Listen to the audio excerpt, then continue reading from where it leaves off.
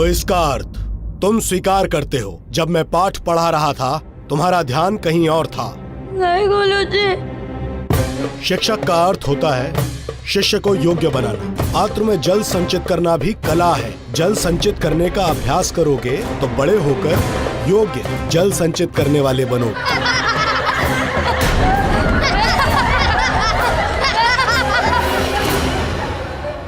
गुरुकुल में प्रवेश मिल गया है तो किसी भ्रांति में मत रहो कि गुरुकुल से निकलने के बाद तुम्हें कोई सामंत के पद पर बिठा देगा। गुंडप्पा की आकांक्षा तो ऐसी ही प्रतीत होती है।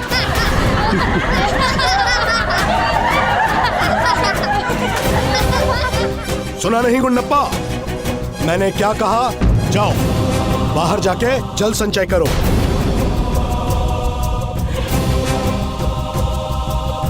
गुंडप्पे, गुरु कभी अनुचित आज्ञा नहीं देते। जो हमें यथार्थ में अनुचित लगता है ना, वो भविष्य के लिए उचित हो जाता है।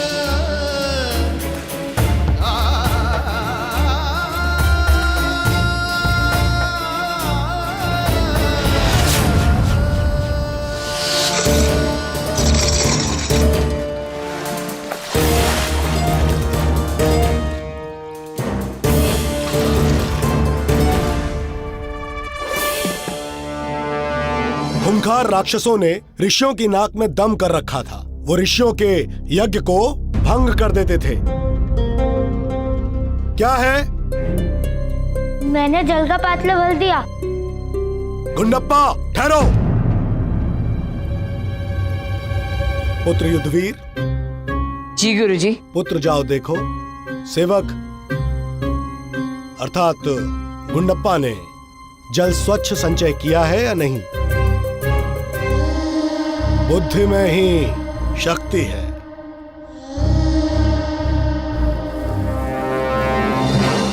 जो आज्ञा गुरुजी।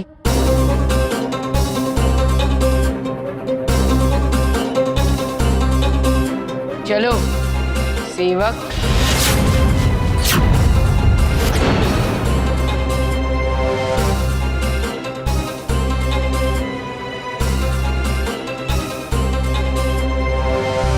स्वयं ही देख लो, जल एकदम शुद्ध है। हमें तो ऐसा प्रतीत नहीं होता।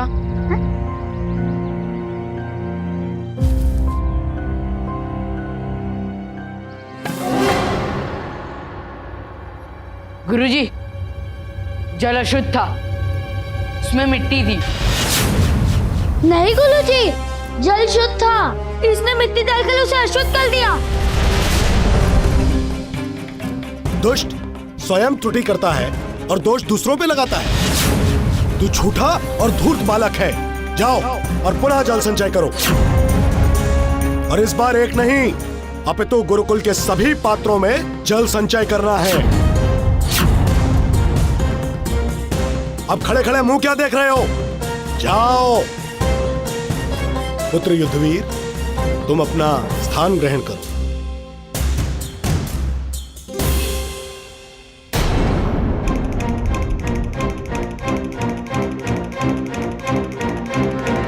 गुरु वशिष्ठ ऋषियों की राक्षसों से सहायता करने के लिए अपने शिष्य श्री राम और लक्ष्मण को ले गए।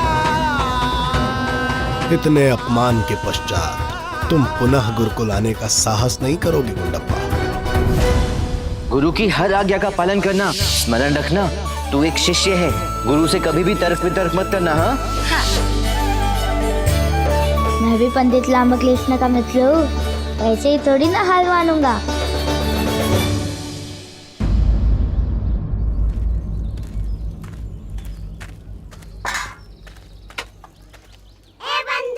रामा, मिठाई ले ले। आज तेरे मित्र गुंडप्पा का सपना पूरा हो गया। उसे गुरुकुल में प्रवेश मिल गया। मिठाई तो बनती है रामा। उचित है बंधु। ये लीजिए पकौड़े। हैं? कितने हुए? 10 कांसे की मुद्राएं।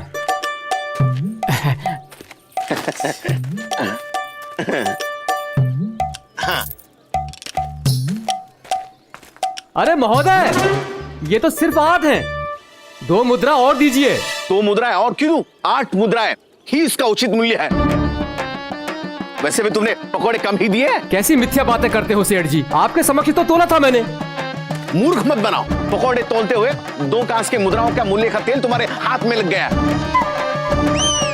फिर मैं 10 मुद्राएं क्यों दूं?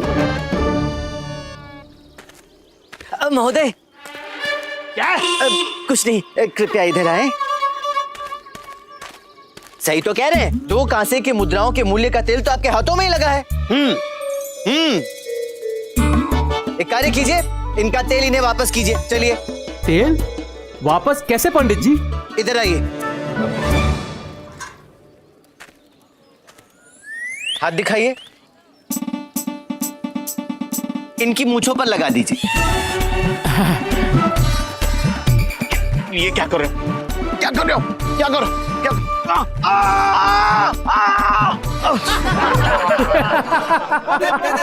ये हुई ना बात महोदय। अब आपको पकौड़ों के साथ साथ 2 कांसे की मुद्राओं के मूल्य का तेल भी प्राप्त हो गया। अब तो इनका पूरा मूल्य चुका दीजिए। धन्यवाद। धन्यवाद पंडित जी, आपने इस कंजूस बालचंद्र को बहुत अच्छा सबक सिखाया। पंडित जी, मैं धोबी हूँ। ये बालचंद्र प्राय मुझे मूर्ख बनाता है। आमजन मुझे वस्त्र धोने को गिन के देती है, मगर ये बालचंद्र सेठ मुझे तौल के वस्त्र देता है, और जब वापस आता है लेने तो कहता है कि भार कम है और मेरा धन काट लेता है। अभी कपड़ों में से मैल निकलेगा तो भार तो कम होगा ना।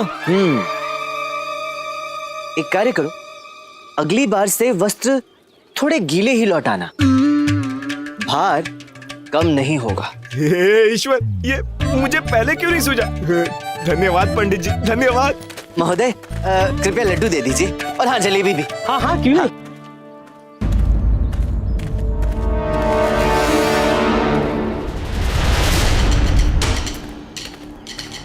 हुजूर की चाल चलने वाला मोहरा तो मिल गया है।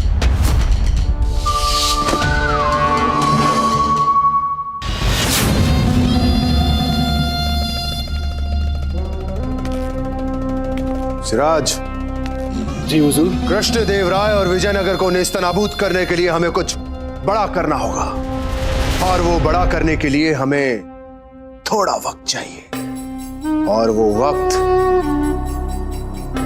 हमें तुम दोगे। मुझे हुक्म दीजिए हुजूर। तुम्हें विजयनगर जाना है और वहां जाकर हमारे 2 काम करने हैं। सबसे पहले तो तुम्हें विजयनगर का सबसे कंजूस आदमी ढूंढना है, और जब तुम्हें वो मिल जाए तो तुम्हें ये बोरी लेकर कृष्णदेव राय के दरबार में जाना है। चुनौतियों से खेलने का बड़ा शौक है ना उसे। तुम ये कोयले की बोरी लेकर कृष्णदेव राय को चुनौती दो और उसे उलझाओ कि वो ये कोयले की बोरी उस कंजूस आदमी को 10,000 सोने की अशर्फियों में बेचकर दिखाए। अव्वल तो वो ऐसा कर नहीं पाएगा, और अगर फिर भी उसने ऐसा कर दिया तो उसे हमारी 1 लाख सोने की अशर्फिया दे देना। हुजूर, 1 लाख सोने की अशर्फियां? घबरा क्यों रहे हो सिराज? जब हम विजयनगर पर फतेह हासिल कर लेंगे तो वहां का खजाना तो वैसे भी हमारा हो जाएगा। बस उस विजयनगर पर फतेह हासिल करने के लिए हमें कोई बड़ी योजना बनानी होगी, और उसके लिए हमें थोड़ा वक्त चाहिए। जाओ, जाकर कृष्णदेव राय को चुनौती दो। जाओ। जो हुकुम हुजूर।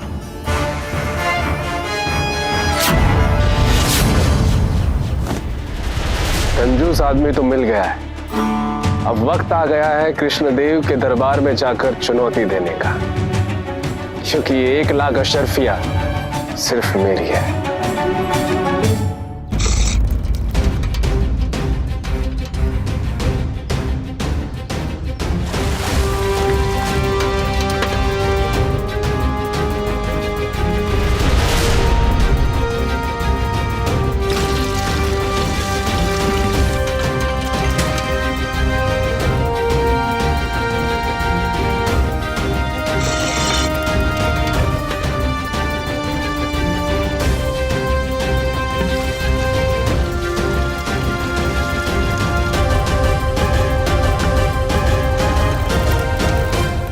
गुंडप्पा,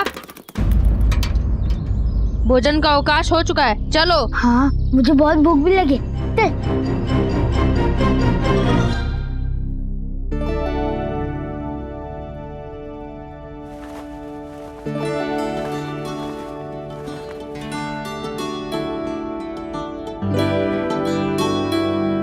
सुगंध से ही पता चल रहा है कितना स्वादिष्ट भोजन है।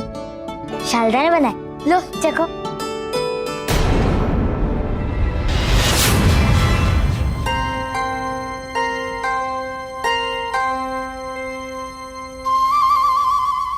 गुरुजी, आप भी चखिए।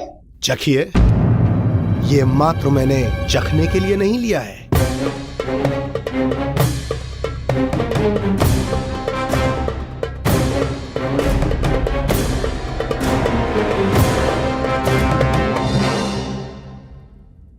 गुंडप्पा, तुम चिंता मत करो, हमारे पास पर्याप्त भोजन है।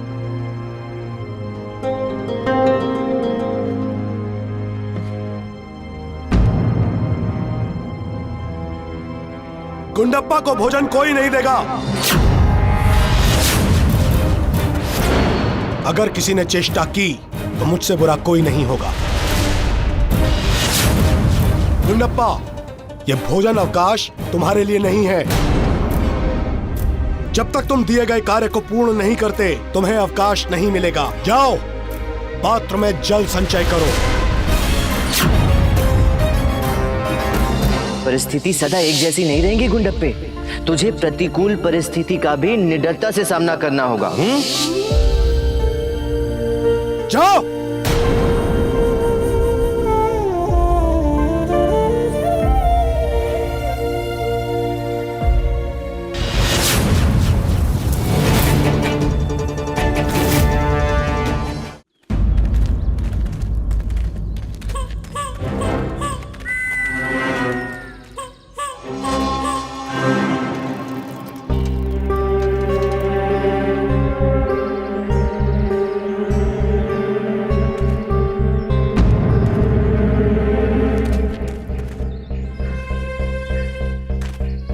प्रणाम गुरु। प्रणाम प्रणाम विद्याधर।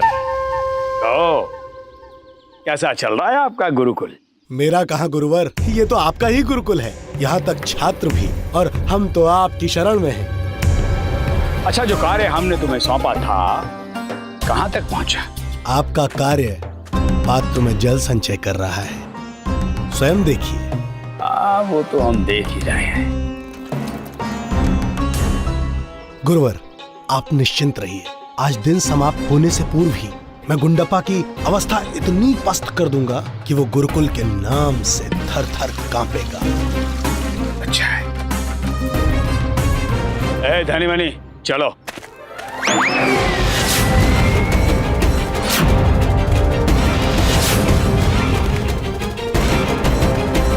यहाँ कहाँ से आ गया? गुरुजी, प्रतीत होता है कि अप्पा राव अपनी दी हुई स्वर्ण मुद्राएं वापस लेने के लिए आया यहाँ पर। आपने भी तो इसका कार्य किया नहीं ना। इसकी जगह पंडित रामाकृष्ण ने अपनी किसी जानकार को सेवा पे लगा दिया। गुरुजी, पीछे तो पड़ेगा ना। चलो निकलो यहाँ से। ठहरिए। प्रणाम गुरुवर। अरे प्रणाम प्रणाम। तुम यहाँ कैसे, क्यों? मैं आपका पीछा करते हुए यहाँ तक पहुँचा हूँ। पीछा? जी गुरुवर, मुझे ज्ञात हुआ है कि रनिवास में सेवक का कार्य किसी दूसरे को मिल गया है। आदिनाथ नाम है उसका। मैं सारी सूचना प्राप्त करके आया हूँ। गुरुवर, क्या उसने आपको मुझसे अधिक स्वर्ण मुद्राएं प्रदान की थी? नहीं नहीं तो देखो, उसे जो कार्य है वो पंडित रामाकृष्ण ने दिलवाया है, हमने नहीं। और तुम चिंता मत करो अप्पा राव, हम उसे निकलवा कर उसके स्थान पर तुम्हें रखवा दें। गुरुवर, ध्यान रखिएगा, यदि ऐसा नहीं हो पाया तो आप मुझे मेरा धन वापस कर देना। यदि आपने मुझे मेरा धन वापस नहीं किया तो मजबूरन मुझे महाराज के पास दरबार जाना होगा। महाराज के पास? महाराज के पास क्यों? चुगली करने और किस कारण से जाएगा गुरुजी? हाँ। आज्ञा दीजिए। हाँ। ये पंडित रामाकृष्ण हमारी कुंडली में बैठा ऐसा विषयोग है जो हर कदम फलित होकर हमें प्रताड़ित करता रहता है। कैसे पंडित रामाकृष्ण द्वारा चयनित उस सेवक को निकलवाए, समझ नहीं पा रहे। सरल है गुरुवर, उस सेवक पर चोरी का आरोप लगा दीजिए और साम दाम दंड भेद से सिद्ध कर दीजिए। ऐसे में स्वयं महाराज उन्हें बाहर निकाल करेंगे और साथ ही साथ पंडित रामाकृष्ण के नाम पर लांछन लगेगा। सेवक तो वही लेकर आया है ना। वाह वाह, अद्भुत, अद्वितीय, अविस्मरणीय। इस कथन से हमें विश्वास हो गया कि गुरुकुल का नेतृत्व योग्य हाथों में है। अब हम ऐसा ही करेंगे और यही होगा हमारा दोहरा वार।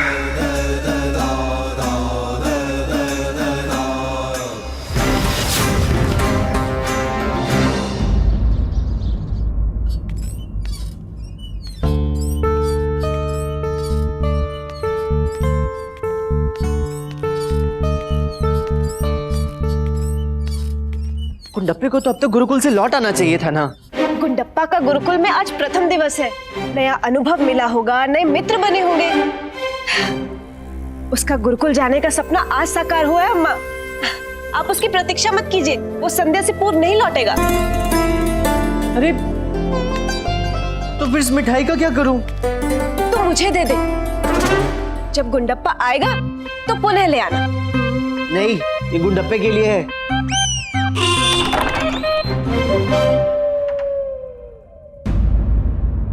आ गया।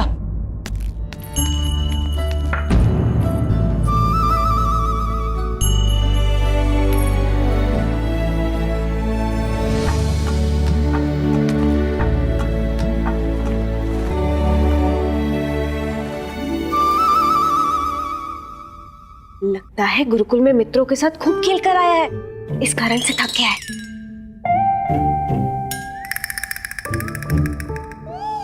ए गुंडप्पे, देख मैं तेरे लिए क्या लाया हूं, मिठाई।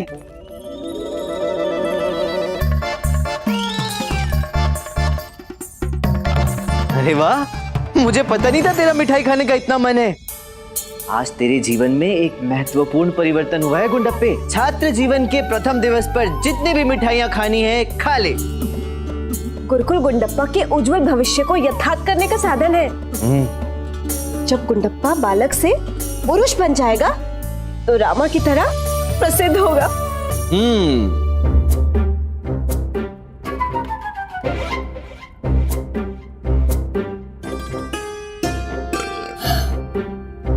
गुंडप्पा, सब कुशल तो है ना? हाँ हाँ, सब कुशल ही होगा। लगता है गुरुकुल के कठिन अनुशासन ने इसे तनिक विचलित कर दिया है। देख गुंडप्पे, पहले तुझे कोई भी रोक टोक नहीं थी। जब मन करे खेलता था, जब भूख लगे खाता था, जब निद्रा आए सोता था। किंतु गुरुकुल के नियम होते हैं और हर शिष्य का कर्तव्य होता है कि वो गुरुकुल के सभी नियमों का पालन करे। तो चिंता मत कर, जब तू अन्य छात्रों को गुरुकुल की दिनचर्या का पालन करते हुए देखेगा ना, तो तू भी सरलता से अभ्यस्त हो जाएगा। हाँ, और कुछ दिनों पश्चात तुझे गुरुकुल घर से अधिक अच्छा लगने लगेगा। हाँ, और सुन, अपने दोषों को पार करने का गुरुकुल बड़ा अच्छा मौका है तेरे लिए। इस मौके को चूकना मत। वो कहते हैं ना, करत करत अभ्यास के जड़मती होत सुजान, रसरी आवत जाते सिर पर पड़त निशान। नहीं समझा? मैं समझाता हूँ। देख गुंडप्पे, कोमल सी रस्सी के भी आने जाने से कठोर पत्थर पर चिन्ह बन जाता है। मेरी बात का भरोसा कर, मैं तेरा मित्र हूँ, तुझसे बड़ा हूँ, सदैव तेरी भलाई ही चाहता हूँ। परंतु हाँ बोल, बोलते बोलते रुक क्यों गया? परंतु क्या?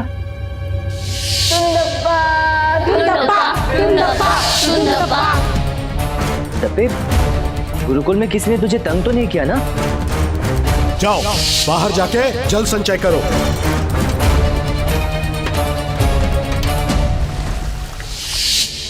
कहीं महर्षि विद्याधर ने तुझे किसी बात पर डांटा तो नहीं ना? गुंडप्पा को भोजन कोई नहीं देगा। गुंडप्पा, ये भोजन अवकाश तुम्हारे लिए नहीं है। जाओ, पात्र में जल संचय करो।